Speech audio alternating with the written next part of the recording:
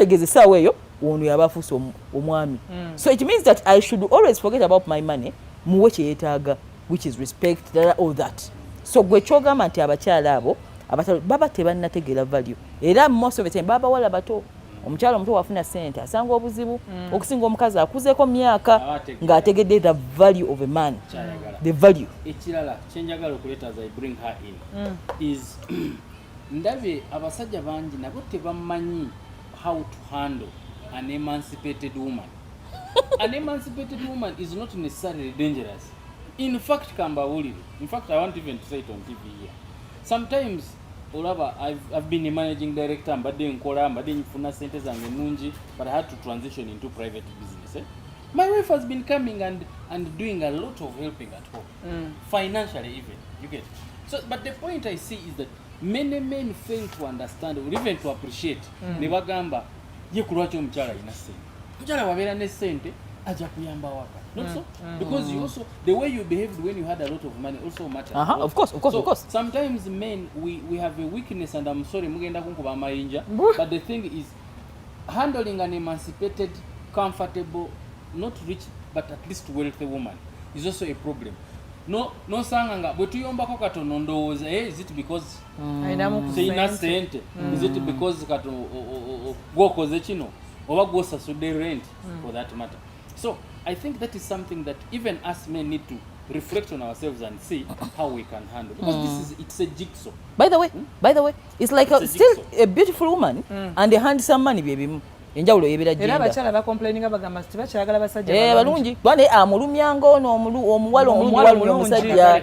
Yes, because a man just waliwo mwami yangamba Mariam, I just stand like this ngasitudde mabega. Yagamba in my back I have ears and all women are looking at me. Yagamba I just stand. I don't call anyone, I just stand like this. Mbwene mabega nina amaaso bonna abakazi bakyukali bantunuulira. As in I'm used endabika yange. Omwami aba yeemanyi. Sikwemanya, it is obvious alabika bulungi. Era wanaatuula wano bajja mutunuulira abakyala bagambe mama musajja nga yalungiwa. So a beautiful woman, a beautiful woman kye kimu n'omusajja omulungi ebizibu ebimu bye basanga. Ate ne handsome wagattako money ayinza obutadda waka. Yes, because watambuli okuva Entebbe okutuuka mu kibuga manya bangi aba bakoze bwe bati. Some women will even come for free. Namugamba no, just to have attention swena okusasula. I mean, they are willing. So it is about knowing how do we use these tools katonda z'abawadde abantu nti nkwadde obulungi ate ne nkwongerako ne how are we going to use them? So they spell disaster. Era most of the time nga weyogedde Herbert nti omwami ayinza okuba alina ssente waka n'amistreating omukyala olw'essente akoma omunaana bukya sikwebadde komawo ate toyiwadde mba butambuza lwaki sikomyewo kubanga nina ssente sagulidde emmere nti ye nyumba sinze yagigula ye ombuuza otya omukazi n'asirika n'alinda wanudde omukazi n'agwa ku kirimu mu UN naye nga kyeta millions agamba nalinda I'm on a trip to Ethiopia, I'm on a trip. The thing replays like this. True. So I would think the definition of money is where we should put emphasis. Essente chechi obugaga chechi, because it is where people misuse to disturb relationship, and they forget that a relationship ekigambo is a standalone. Ekigambo nti tukolagane tekitegeeza sente, kitegeeza bintu birala tukwatagane. It is like a social kind of okwejjuza mwoyo nogamba nti omuntu gwenkolagana eyo ono omwami wange yono mukyala wange ebyessente tusooke tubijjemu, because sente nsobola okuba nazo nesita wa muntu ssanyu. Kyengambye kya Saddam ng'omukyala agenda Saddam n'akola ebintu ebimunyiiza n'amugamba go for shopping, omukazi n'akaaba n'agamba look at the money nga tesikyamugasa, nga value eddakiika eyo si ze sente z'amuwa. Value eddakiika eyo omukyala agamba how can I have happiness in my home? As simple as that. True. I think so. I agree. So the value that we get should be mutual. Should sente zoina obulungi bwona, because I believe by the time you are dating buli omu abalaba munne. But again, let me spin it now on the other side. Some ladies also say kangende ne Herbert anti mutabani wa gundi, mutabani wa this businessman, mutabani wa minister, mutabani wa yasomera Harvard. Tonjagala ko bulungi bonna naye ondabako kiri ekintu kyendina emabega. Do you think that is going to be short lasting? What if my father dies? Or what if that thing ekyo kyolabye you are not even attracted to me, ondaba nogamba mwagalako sente zamba. Lwaki Herbert abaami balina kino ekintu afunye there is something Mariam kyagambye ofunye omukyala omutadde wako omuwadde buli kimu kyawulira ng'ayagala kakati ogenze okomyewo ku makya as you saying tebakubuuza gy'ova simanyi okoze otya n'otandika okugamba abantu ba neighbor oba oyo omukyala ayagala ki namuwa emmotoka namuwa edduuka namuwa simanya biki alina abakozi ebiyumba by'enkoko simanya biri awo simanya akoze atya bwe nali nva ewaka ewa taata wange ne maama wange nali nyambala Herbert nga ndabika bulungi n'enkukuba. Do you think bino byompa nze ngamba tuwongerezaako byongereze bino byompa bye mba nnakima olyoka ogambe banneiba mbuno oyo n'omuwala nze simenya kyayagala bannange ayina emmotoka bw'aba ayagala kino akuba omuntu wana ezikaadi z'amafuta simanya akola ati ye nagenze nakima safuli agenda tute ebyo si bye mba nnakima bannange si bye mba nnakima kyobola wali babuuziza sente kutulina okusimba essira abantu balina sente naye tebamanyi ng'egye balina zikozesaamu ate ne definition olaba Rema definition y'ekigambo obugagga abantu banakisomako kugambe nange olaba nsomye naye omwami eyaŋŋambye ku Monday nga nsoma negamba obugagga kyekyo ekintu kyeweetaaga eddakika kyowa value kitegeeza nti bangi abazirina essente mu ngalo nga tezirina value kyebandiise omuwendo nti nziina kati naye tesobola kungulira bulamu I want to walk I am crippled it cannot buy me njagala bwendi njagala nga bwendi ndi wano ndina degree yange ngenda kusoma masters sina sente anti olina kwagala kwongera linnya oyina sente oli mulungi you are beautiful because there's that age by the from 15 to over 20 over 30 omwana bakuba nkwagala nga bwoli can you kwagala nze nga bwendi. It's about how you sell. Herbert, there are many products in the market abantu bangi abaproducinga sabuni bangi abaproducinga ebizigo packaging za njawulo ate zonna ziyinza okuba ziri attractive yet omuntu afuna sente mu kutunda product ye yoyo akoze marketing entuufu nokola ne packaging kitegeeza ki nti omusajja yenna kyeyandisoose okusoma mu bulamu whether poor or rich is how to sell hope wano mukama wano omukazi omugamba nti 7 years okay go call it lying but the word hope what is the definition of hope is the expectancy of things that are not unseen tonabiraba in the future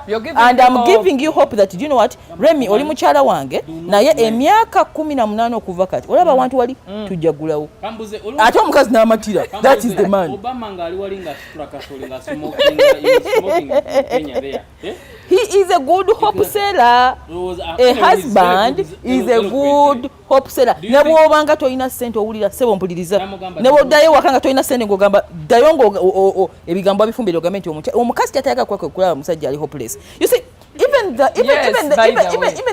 the proverbs abiwandika nti even a dog knows its master when it has lost hope a dog embwa yokka ekola ndaga mukama wange tayina mulaba a dog what about a human being okulaba nga oli bwoti mu ntebe n'ogamba tunalya kinta Remy omanyi sirina tokyogeranga a man is a leader oyina kulaga mukazi hope n'omugamba omanyi Remy olwaleero sifunye naye wiiki ejja nina omuntu gwensuubira I mean ekigambo hope kitegeeza nti tekinnatuukawo waliwo ekiyinza okubaawo but it will come kati omukyala n'alinda.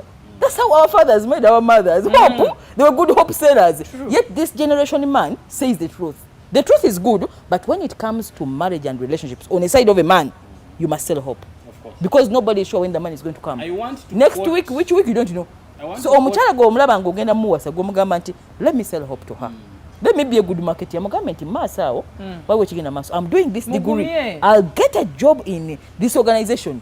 Omukyala abeene hope. Neither than come and tell me that tosobola nze biganye and the materials are down. I'm like abulira mbonge gende wamuzeeyo atuweeyo million 10 wano ng'ogamba mukyala ngamba mukyala anti I'm selling because I'm finishing my masters lindako ate kati ogamba muzeeyi wa muwala anti because I am telling you that please be patient with me ate be patient with me ate abasajja muyina ebyo mubisiza n'abakyala ne bajja sente mu bakadde ba let me give you a definition I had on CBS one time. I was driving nenteekako CBS. I was going to Entebbe.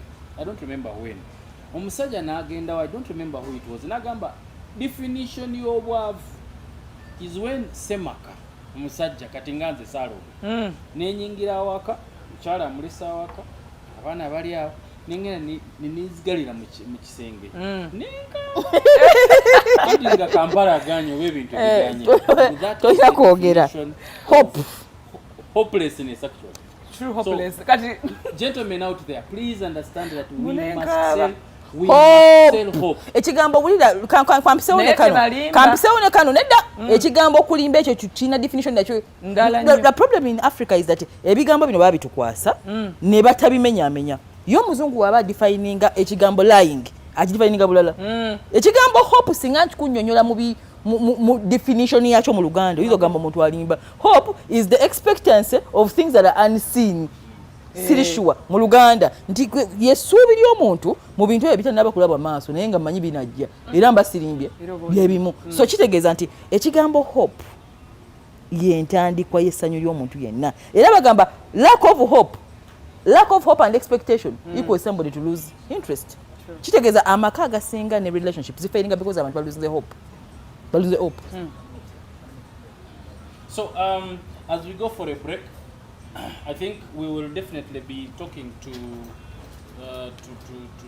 Mariam Ngatwulira how we can now become better persons. But please, guys, continue subscribing to our YouTube channel, which is The Ladies Guide, and also follow us on the Facebook page.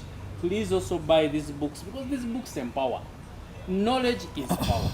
And you see, knowledge gives ladies, I think the only thing you can give your kids is education. And girl child, I think what we need, a girl gets confidence from the dad. I always do so many crazy things with my daughter to inspire her to do that. Of course, the Abalins, I have twins.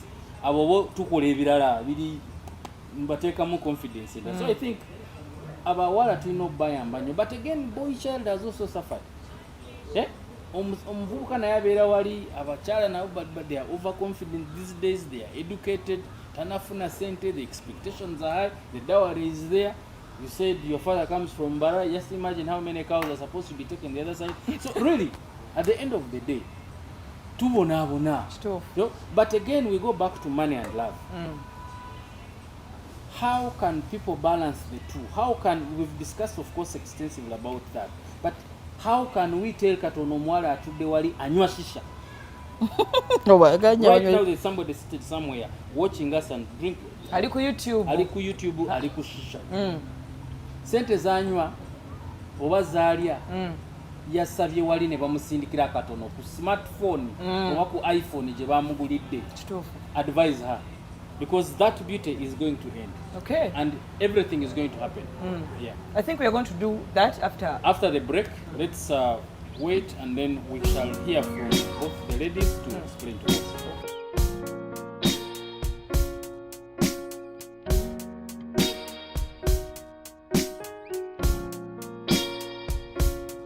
She's a lady. She's a woman. She is love. She is love. She's a lady. She's a counsel. She's a guide. Ladies guide. Ladies.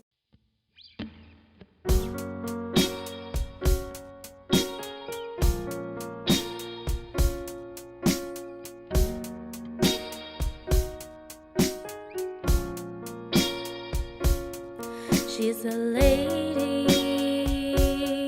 She's a woman.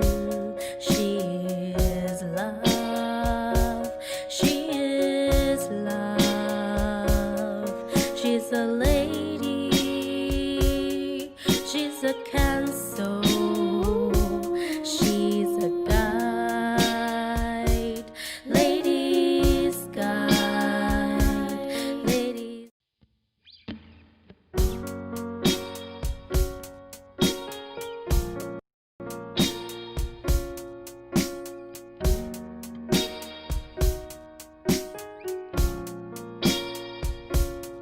She's a lady. She's a woman. She is love. She is love. She's a lady. She's a counsel.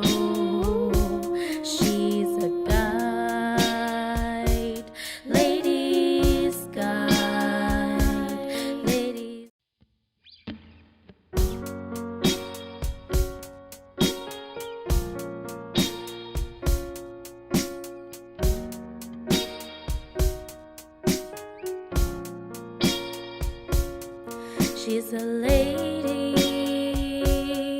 She's the woman. She is love.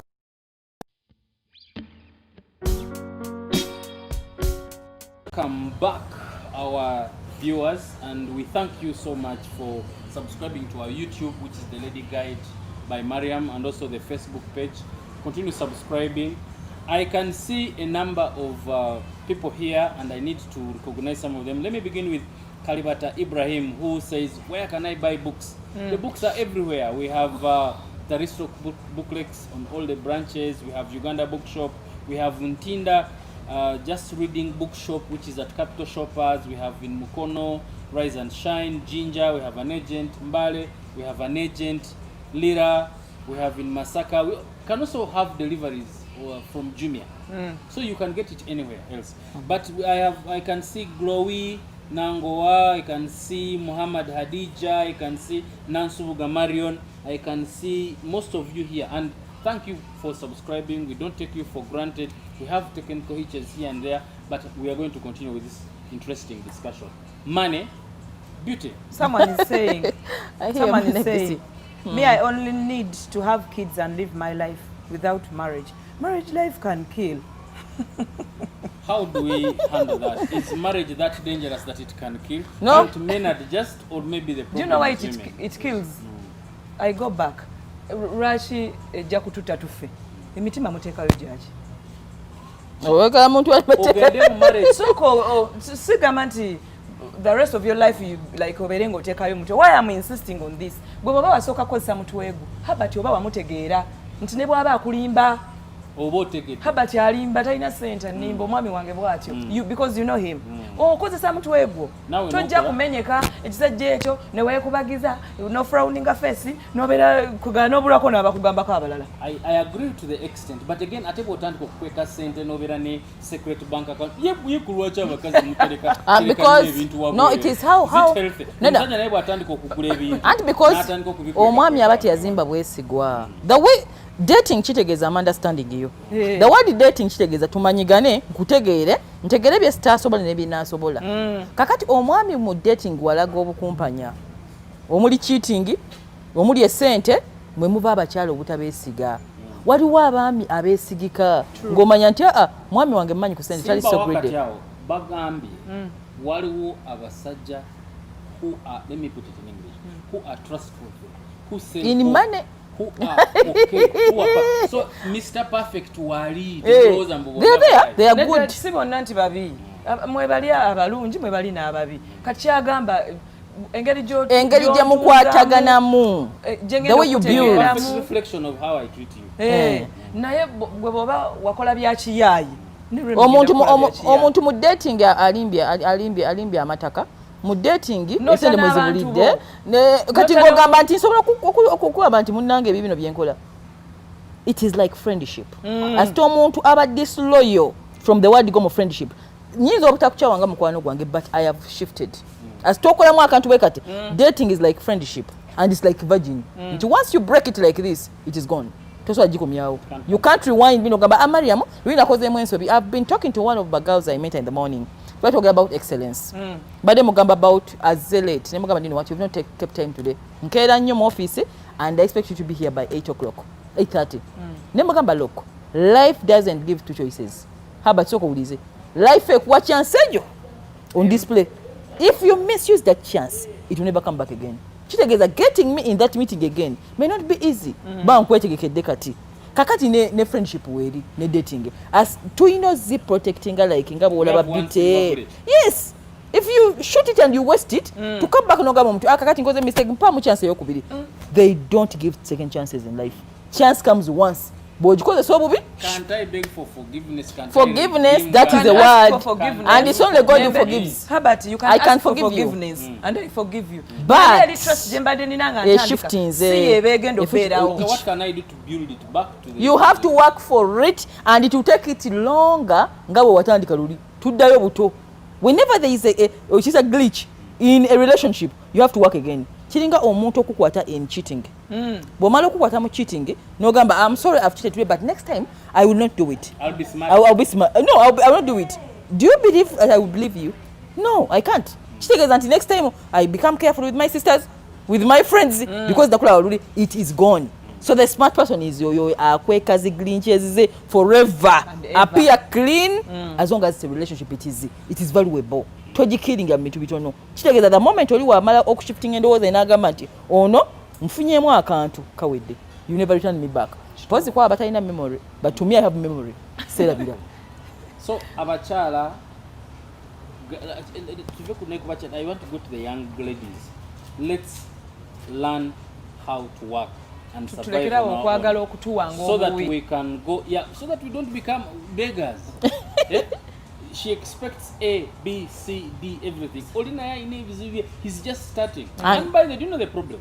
Men who are good at having that excess money of giving whatever you want, batandikadde balina abakyala bali abakadde ate buli omu amuwa sigweka sigwa by the way in fact yakuwa peanut bwaba kasuka on what is left over aba kasuka buli wamu ate ono bambi atayina oyinza okusanga by the way that is true love. So how do we differentiate between true love and actually ono muyayo najja? I remember ate be bangi Mr. Franga Shumba yagamba tumwegendereze bana abasajja balira ku restaurants agala na kujogera ko. We didn't expound on it for a commercial break. So how do we now help our ladies to understand that and to differentiate the two? Anti kakati kankuyambeko ku kino. What do you expect on a first date? The issue is abachala, first of all, a girl, a lady, salongo ina abana abawala, two of them. Omwana choino musomesa nga achali mto, they are moving now in teenage age. Is self-sustainability.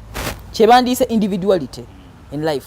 Chenandigambye mu Luganda nti omuwala okubanga ali initiative. Fe nze wenakulira tata afya tuyigiza okukola. Yanjigiza okukola. First thing yangambira from the beginning, my money is my money. I don't have anybody in my money. So nentegera I'm on my own. Kitegeeza nayiga okukola nga kyali mwana muto.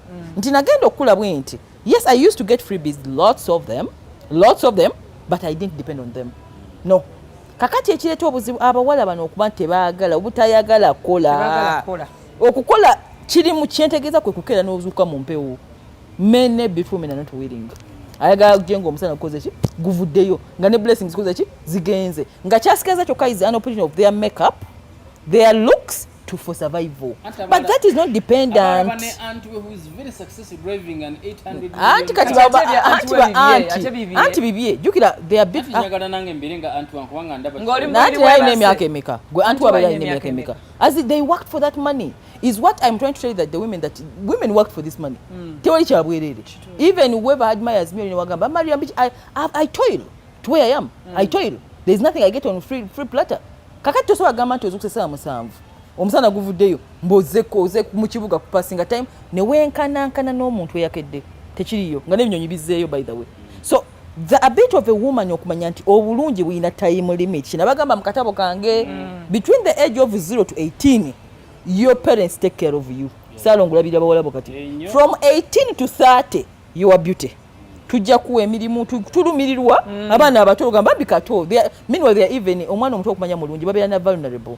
Baba innocent. You can trust them either in your phone. But after the age of 35 above, mba nkwekengera. Every woman at 35 and above mba nkekengera because baba kuze ebirowoozo. That's why men don't like to enter that age. But then once in the vulnerability. So kitegeeza nti if you don't make the money at the early age, no kweyigiriza okukola ogenda otuuka eno mu 30 gundi tokyasooka keera. You're used to coming late to town. Why should I wake up in the morning? Then you become a dependent now. Then now who has the money makes the rules. The guy now starts making the rules. There's a term I always hear it whenever we are seated somewhere. Mukozesa byoyina kufuna byotayina. Isn't that a very dangerous misconception? Kozesa byolina kufuna byotalina. Degree. Ogikozesa zoti okufuna byotayina. But now going back into relationships, it is actually the negative. Kozesa byoyina, which is my body. Sit like this, do like this, tambula, and the guys will keep coming. And the men will come. And they will come. But those and it works. And it works. Temporarily. Temporarily. But because that beauty is actually going to fade. It fades. It's like a flower which blossom, the sun because it says no how. And yet, there are also other people who are very smart. Somebody can stay like that and actually acquire and do what they want to do because they know that ono omusajja gwolaba, I know he's giving me this business because ayagala kwebaka nange sigenda kukola kino, but we shall continue doing business. You distract him mpola mpola, nosigala ng'ogenda. By the time he realizes that, by the way, you're even playing with him. No, but again, we go back what the Bible said. Beauty is what? Wealth kibali bategeeza. To use it quickly, you who has it, to get what you want, but however, it is not sustainable. So by the time you grow old and the beauty ceases, you must be having something to defend your youth. Kakati eno youth, the people who are benefactors of this show, abeba wala abachali abato. Abachali mo ages 18 to 30, 35. Ategedde kati. Nti maseyo in 40s to 50s, there is a game. There is a game for a woman, which is hard. Abawala abaliko kati abalaba bemmanyiko babenda emyaka genda mito. Mariam kyayogera kituufu. Bategedde eyakigwamu edda ategedde bwalina kivaamu atana kigenda mamanyi ekyokukola. Oba alikigwamu alijjukira ajja kuddayo agambe bagambanga ku the ladies guide tukozese emitwe. Yes. Kati nkoze so olaba kati Herbert, the intention of this project of ladies guide, I wrote it basing on my life. In fact, I'm producing a book, The Ladies Guide to a Beautiful Woman's Living. Ngenda balaga ebizwa bakazi abantu bayitamu. Abalungi nga olaba nti ne beauty ejolaba nti it is an icon, it can become a curse at the same time. And many beautiful women are suffering because first of all you are a threat to many women's husbands. Of course. You become a problem in society because you have to get married quickly for people's security by force ne bakutwala. When you are in women, you make them unshiny and then everybody avoids you. You become alone. You can become loners. Wela mu meeting ne bagamba ani agenda kwera metron wa Gunturema. Ne bagamba ha Rema oyo mweru bwacho. By the way, to cut the whole story short, omukyala asobola kuba extremely beautiful nafuka rejected because of the beauty. Ngate ekyambadde ng'ekimuli nekimubikako because bwe mwati omusemberera. I have seen beautiful lonely girls bambi ne bankwasa n'ennaku nagamba bola nabanguba. All my friends went away from me. Wentamba nabo balaba munzi. Do you see how beauty is a problem now? Kati the question is, omwana ono alina item eyo mu abazadde abawala abalungi, the beautiful ones bagenda biraba bino. Kwe kutegeera nti because beautiful is like a trophy nga we nagamba, it's like a gold tefunika. Gwe nanyini waayo gwalina okutegeera kikyoli ne wetekako protection, because if you don't put protection they are going to abuse it, use it, and you're going to lose it and to get into problems. Now there is also another, I want to spin it to the other side. I have seen also ladies who career minded oriented. The grade is good, she went to Namabunga or any school, she finished S6, didn't do with boys, studied, got first class, went for her masters, got her job, then went PhD. She's very beautiful because she's coming from a very nice value. Bamba funyo mulimu gwe, she's now a managing director of a bank. Naye sibo kufuna omusajja abasajja babatya. Anti kyegambye beauty when it shines so much, it scares away people. How does she tame that? Because you see she did the right things. Now she followed her mother's advice. She didn't jump the fence. True. They agenda mu club teyakola. Habati olaba nze na family jemanyi. She's struggling. Nze na family jemanyi. Mu grade ya wansi katugambe nga taxi driver. Anti nane anonya muntu just to be a companion. It is true. I've seen beautiful girls nga basetonize with less kubanga baba rejecting. Kino kyenzemu kugamba bagituddayo gye twatandikidde nti until people understand what is beauty, what is money mu definition, osobola okuba n'ekintu nga tumanyi value yakyo. Kitegeeza nti osobola okubeerawo ng'olina value yakika kya waggulu nga Rema, naye because tewategeera value yo abantu bagenda gya abusinga. Narcissists bajja kujja bakwagale bakufuule nti oli mubi nga tugolooza oli mubi naye nga balimba because tewategeera. So the ability of a woman knowing that beauty is like an asset, it is a value. So what can I use this beauty for? Because I'm beautiful, I'll be in marketing, I'll make a business, if I get a man, how long will she or he invest in this? Musimba wakati yao, there is an interesting discussion going on here. Deborah Rodriguez agamba, most men are fake. They don't even know the meaning of love.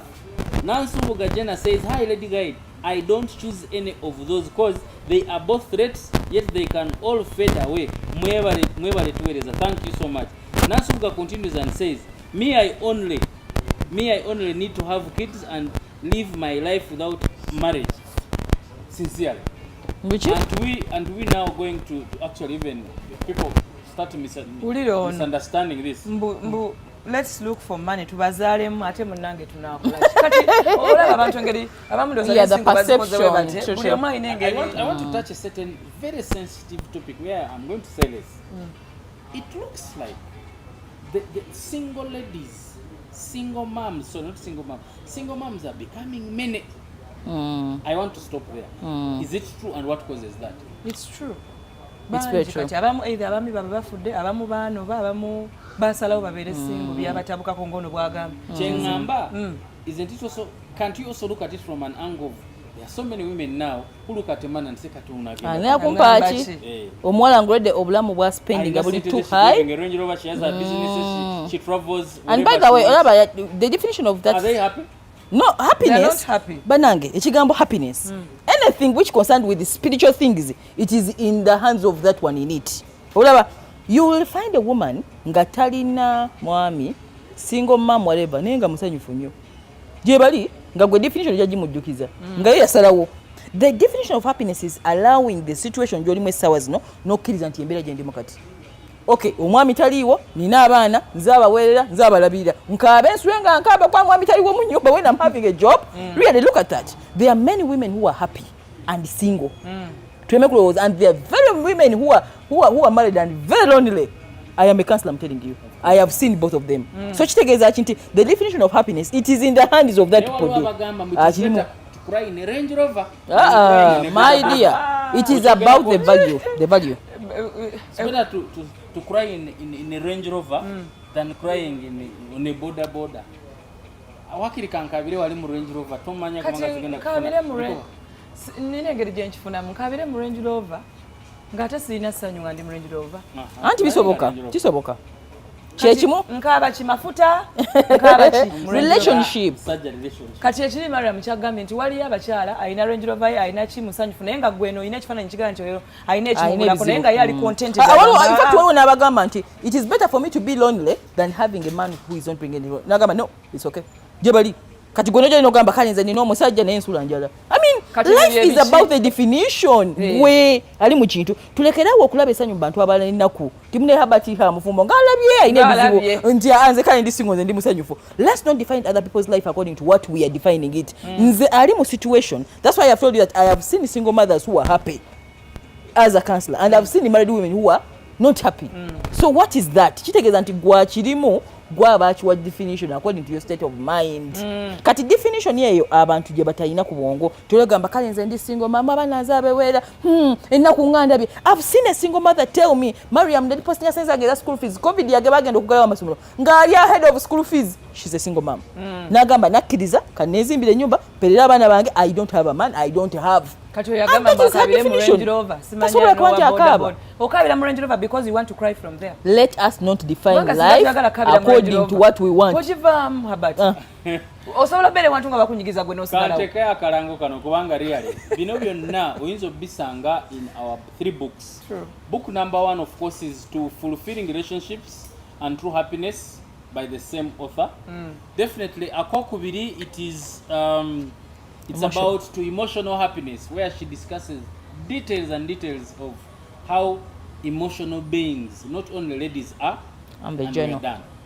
Then the third one is actually an interactive one, which is an interactive channel. An interactive guide. I don't have it here. The journal. With the journal, which is very, very interactive, where now you journal, you record. You remember the first show that we had, where you store and you don't store so that you can actually erupt. You store so that you can excel and therefore you can burn and you can overcome and you can continue with your stability. These books are not meant to make you very erratic, to make you very stable. These books actually to make a better you, so that you can have better judgment, so that you can understand yourself more. You can also relate with other ladies and also the other guys much, much better. Please continue subscribing to our YouTube channel, which is The Ladies Guide by Mariam, and also the Facebook channel. I think we will be going to a commercial break, and then we shall resume there on our last part as we discuss the consequences and how we actually advise, and we hear from the expert here telling us who did psychology, how exactly now we should formalize and tell our young girls, especially our young viewers, how to handle both money and beauty. So let's wait and for the commercial break.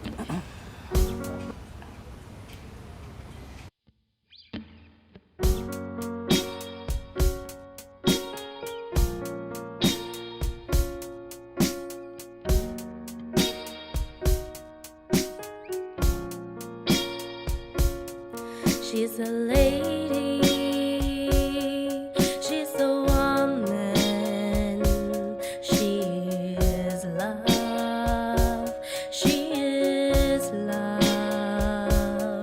She's a lady, she's a cancer, she's a guide, ladies guide, ladies.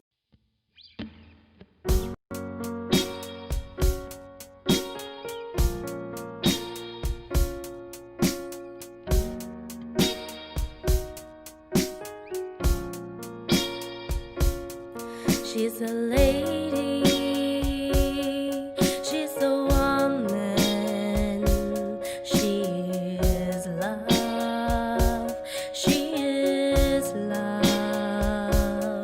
She's a lady, she's a cancer, she's a guide, ladies guide, ladies.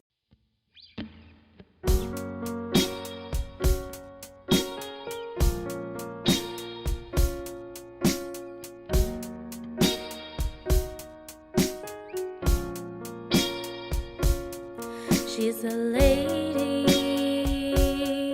she's a woman, she is love, she is love. She's a lady, she's a cancer, she's a guide, ladies guide, ladies.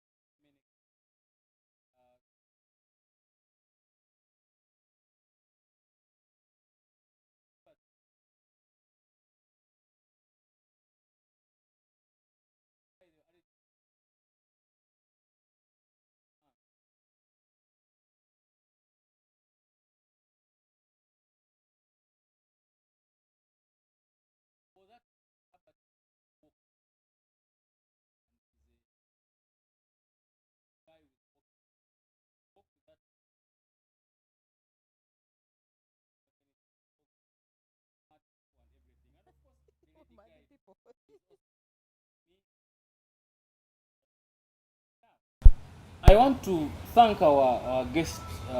She's very vocal. She's a business person. She's a journalist. But there is something she spoke, and I want her to enlighten us more about getting dirty. Getting dirty in a sense of not what you think, but getting dirty in a sense of work, where on a Friday you are seated at Sheraton, you are drinking whatever you are drinking, whatever it is, whether alcoholic or not. But come Saturday, you are at your farm.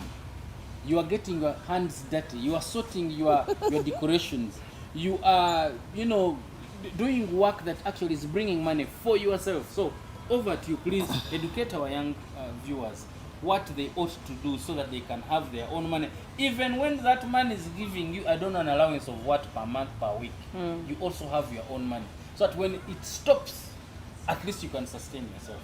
Over to you. Okay, thank you. Ladies and gentlemen, let me hope gentlemen are watching. Abami kansubire kwe muri, you're seeing me.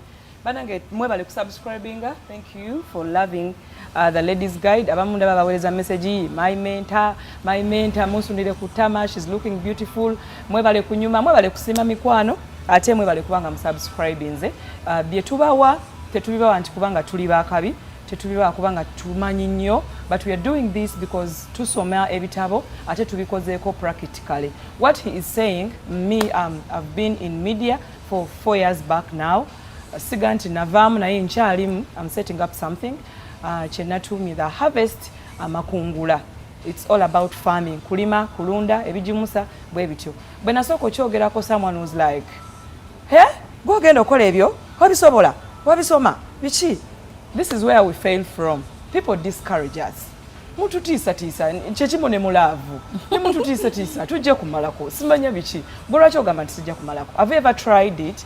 Tulina okugwa wansi ate oluvannyuma ne tusituka. Buli lwogwa togwamu maanyi. Nti Mariam yagambye nze yakola bwe nti nze banne naggwayo dda. No, si bwe kiri. Gwe baba okiwulidde wano nga kyakutuukako. Kyemanyi ofunye what you're going to do. Solution. We are doing this to help you guys. Tweyambe mu messages emuweereza nga naffe bwe tubayamba. Sigamba nti twatuuka oba tumanyi nnyo oba tuli bakabi, but we are doing this twezuule.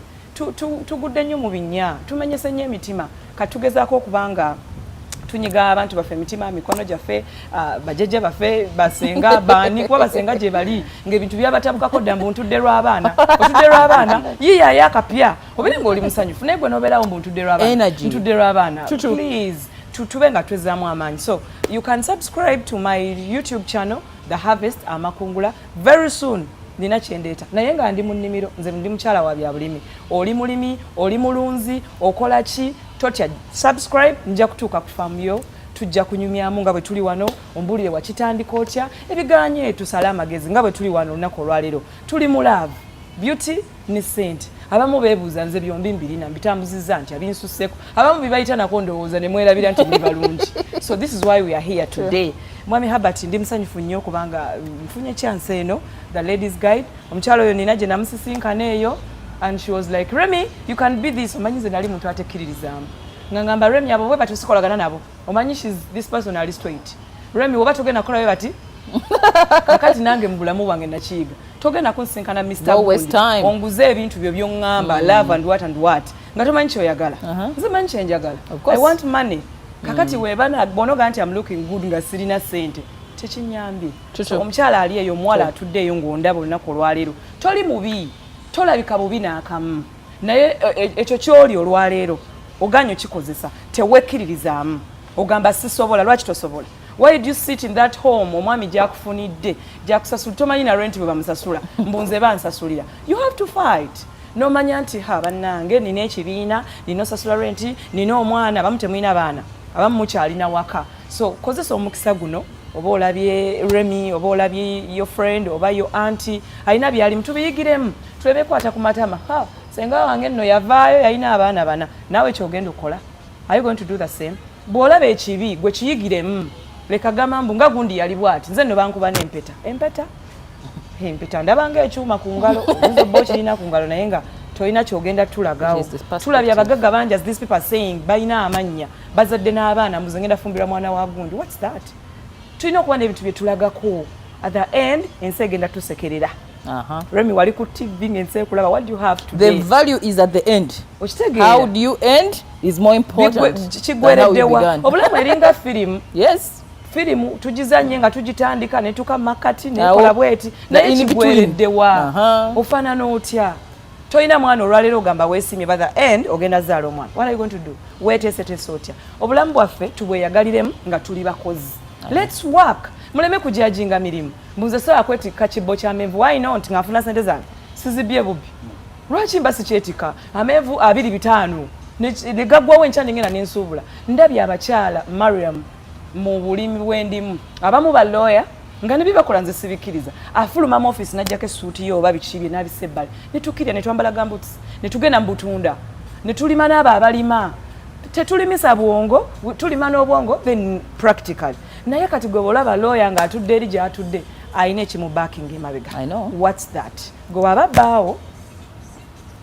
Anyway, you like said that something very interesting. I was discussing somewhere, and Nengamba, I think it is very important for everybody to look at your cost, your expenses. Tula wamu ugambe naye nkozesa sente meka mu mwezi. Mu expenses ozigatte zibere x zigendaawo. ojja kutegeera how much money you need, because you see olina okusavinga, olina okuspendinga, olina okubeera bulungi. So the question now is, we need to make sure that even in love we do that. Osavinga, olina security. Have you managed to ensure that you are not dependent on your wife, or you are not dependent on your husband? So I think, so as you wind up, what do you advise our viewers, especially regarding money and love? Okay. Nina akatabo ke nasoma, you know, I'm inspired by books. I told you everything I said, somebody wrote about it. Sauli achiwulire. Somebody wrote about it and I tested it. So by the time I say it, kitegeeza mba maze okuyingira mu all those levels. Omukyala yagamba yali asomesa mutabani ozanya piano, how to play piano. Namugamba, Robert, every time you're playing a piano, care about the beginning and then rehearse the end. Rehearse the beginning, rehearse the end. Don't care about the middle, because people will not hear that. So kitegeeza nti n'obulamu bw'omukyala we buli. The beginning and the end is important. What happens in the middle, that dash part, is not what is important. So omukyala obulamu bwe bulera nga flower, bwakula na blossominga nalungi wanakola ki nafuka, you know, but the end is what people judge. Nti omukyala oyo naye akyo kyebatunulira. So which means that if we don't take care about our lives wano nga tukyalina energy, tukyasobola okukeera ku makya, okyalina n'obudde obukolamu mistakes. Yes, it is easy to make mistakes in the beginning. I lost a lot of businesses nga kyali mwana muto. Era nengamba singa mistakes naziyitamu nga nkuze, nobody is from business. Because by the age of 25 I lost all the money I worked for at 18. Nengamba kati suppose aba bayingira late. Because don't forget, every time you run a business, you have to lose the first 5 years of your life. Mulimu testing. Second 5 years, you're learning, then now unako chiriamu. Kakato kakanazina bisfira bina. Ninzira mu buto. Kati ate nzira mu buto nga experience yate je nkozesa ku bino ebipya. So n'omukyala walwawo okuyiga nti money and beauty are two things which are standalones. Nti okubeera omulungi tekigaranti nga togenda kubeera mugagga. Ate n'okubeera omugagga kikulu ate nga kubeera mulungi. The ability of striking the balance between the two. Yes, we want to be beautiful, go to make up what, make kasige what, but at the end of your life, awo ng'okuze is what people judge what you've done. So omulamu gwaffe ogw'olwaleero kwe kutegeera nti gwe omuwala oli eyo oli muwala mulungi, oli muwala muto, okula, osoma, olina ekirungo ekyokulamu. Singa obulamu butuuka ekiseera nga time eweddeko n'ogamba kati obulungi wange buweddeko, nze agenda okwekolera, olina ky'ogenda okukola. Kyekirimu abawala okuliyetinga emirimu, abawala okufuna emirimu bakole. Abasajja bano nabo ba human beings. Nga woofuluma mu nnyumba n'ogamba nti nze kola olwokuna nzizeeyo senede zimbula, naye human being zikola ki? Zibabula. Kati gwoba omusuubiramu okuba nti yagenda okufandinga obulamu bwo to make them an ATM. Nabagamba mu katabo kange nti omuntu achoosing engeri gy'anaakutreatingamu based on how much they are going to spend on you. Sijja kumalyaho obukadde bwange bwa ssente buli mwezi ng'ompa valueless. It's about the value returning. Nkufunamu ki nga twagenda Mr. Gashumba Luli. Kakati ne kino abawala bayiga okukola. Baagala okukola. They should embrace working. Working is not suffering. Working is security. It's even sexy, by the way. Hey, umwana ngoli, you have life. You have life. Things are moving. Than using your beautiful face. But na enough etwalika abalungi. Kati nkuze. But wanza gasibwe mfana kati. Every year that goes ebintu bichuka. But at a time, go ulema. Naye ngomanya nti and again abakyala balina okwerabira. Beauty and the age are one. A beautiful woman at the age of 60 is not desirable than an ugly girl at the age of 18. That's how funny it is. Nti omuwala omuto ne wabanga si mulungi aba akusingira wala gwe akuze. Utegera. So the age is our judgment day for every woman. So age eyo baganyo jibuka, they are saying it is just a number. It is not a number. It is serious. Because no bato kula wano obwongo bw'omwana omuto si bwe bubwo. So being beautiful naba abemanyi mbabi basoke bakakane. Bakakane. The more sibe basoka. Atini cha the more you grow. The more you grow beauty ceases. The men don't see you like how they see a younger girl. So the point is, work hard in the early days of your life. So that in the old age, you have security. Money becomes your beauty. That's where the point is. Okay. I think I have nothing more to add, because really this has been very educational. This has been very, very interesting. We have had to learn a lot. And as you know, men, I like the men who are watching because we are learning a lot. We don't have to misuse the money that we have, or we claim we have some money. We also have to understand and appreciate that these ladies also are not tools. We need to understand that they are human beings. They can be better than us. They are actually can be complementaries. They can add value. They can do everything to what we want. So the most important thing is here, I think, is we need to understand how to balance both beauty and how to balance money. I want now to wind up so that we give our parting shots very briefly, and therefore I will wind the whole show. Please continue. Okay, banange mbebaza abakyaliko nga batulaba messages ziri kuno bambi zinyuma. We cannot read all the messages naye njagala okubebaza yonna gye musinzidde okuba nga mutulaba. We are winding up bwetutyo bwe tukikoze olunaku olwaleero, but we promise you we are going to be doing it. Tujja kuba tukikola continuously ate tujja kuba tuba updating nga when are we going to be live, tugenda kukolera wa tuliwa, ndoza n'okuba inviting ko one day tuwerabeko. Someone wants to see Mariam face to face mbuya mugambe ebimuli ku mutima. You will see her one day. Greetings to my lovely daughters. Banange ndi musanyufu buli omu ayagala mutumireko Mami Herbert, but I don't know how I can do it. But I love you so much guys. Mwenna ababaddeko nga mulaba. Ate nsaba Mukama Katonda atuyambe nti bye twogeddeko tubiteeka mu nkola. Tubeere bakyala balungi, abakyala abatutumufu, abakyala abakozi, abali beautiful, and we have money. I love you all my people. See you next time. Okay. So let's have some parting shots from Mariam.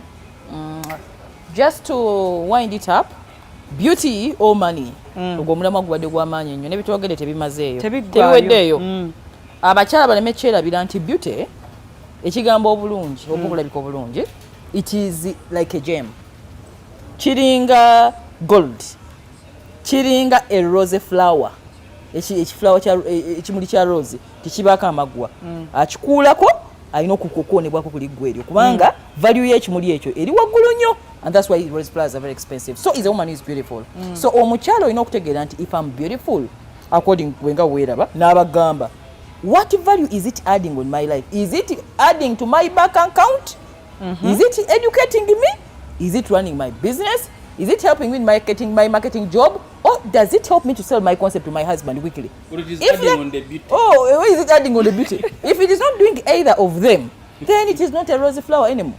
So ekigambo beauty is understanding the value out of it. Nti mukozese youthful age yammwe nga mukyali bawala bato ng'okyanyirira, okyalina opportunities to secure your future, because when you grow old above this age where I am, money becomes your beauty. So teba balimba abaami no down oloza nti sijja kukola ntule mu nyumba nebake ajja kundabira. When you grow old, they are younger girls. Tukyalina abaana baffe, the girls are coming, our beautiful daughters. They are the girls of the next generation. So don't forget, money and beauty are all important aspects, but how do we use them? Thank you so much and keep on watching us. So finally, I need to thank all of you, the viewers, and please keep subscribing to our YouTube channel, which is Ladies Guide at Mariam, sorry, and also our Facebook page. Remember, this is a cancer month. Please make sure that you try as much as possible to read about cancer, get all the information. As we shall be working, we shall have some sponsors, we shall have some TVs coming on board. We are going to walk from here to Entebbe. We're going to be walking to Mukono. We're going to do all of that so that people can understand. So we need also you to continue subscribing and also buying our books here. The books are there. These have 3 books. Please, you can get them at Aristoc Booklets. You can get them on Uganda Bookshop. People in Mukono, in Mbale, in Jinja, in Mbarala, in Lira, in Masaka. You can even get them on Jimmy. And please, I'm going to read these numbers twice. 0772 83 10 57. Also 0756 83 10 57. I need to end by saying this. I have a lot of flowers in my compound. I love flowers, and I'm like a woman, by the way. So my daughter one time ran into where these beautiful flowers we're talking about, the ones which the have roses. I decided to leave her to enter in because she saw the flowers. They were all blue, what. I had all those colors. I left her. So when the thorns gave her, I went and removed her properly. fact, we took a decision. Let's take her in another part of the compound. What am I trying to say? Beauty is good, but beauty must be stored somewhere. For you to go and start distracting beauty, you go through pain. Even as me, when I admire you and I come to get you from your father, I must pay. Even not paying the price, the effort I go through to convince you to marry me is also not easy. Banange boy child nga abonya. But at the end of the day, after getting this beauty here, umuina munsao, let's not disrespect them. Let's not abuse them. Because at the end of the day, we are fathers, we are uncles, we are brothers to these beautiful ladies. And Uganda is blessed by the guys. I've traveled the world. We have the most beautiful women. That's why I'm saying it without fear of contradiction. See you next week. Bye and asante sana.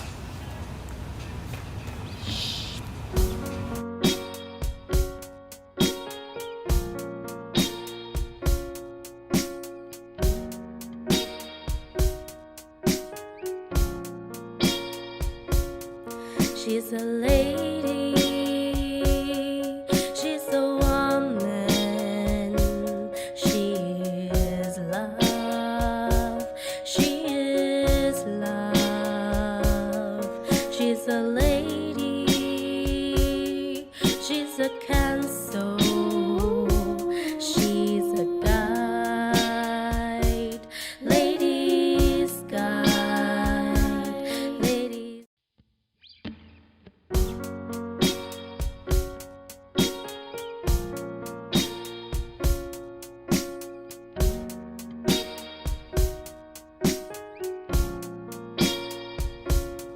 She's a lady, she's a woman, she is love, she is love. She's a lady.